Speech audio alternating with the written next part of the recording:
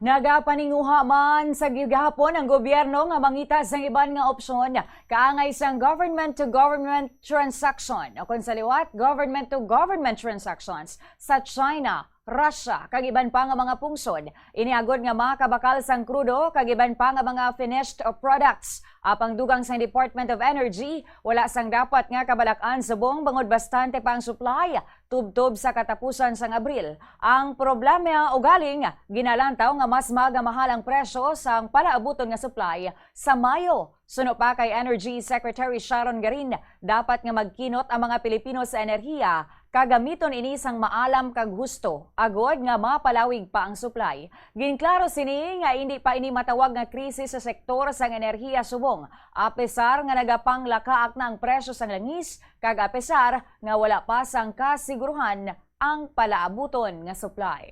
The Philippine government is continuing discussions with other countries and suppliers.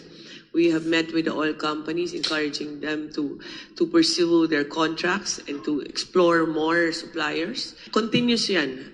Even if we get supply today, we don't know what's happening with the rest of the world.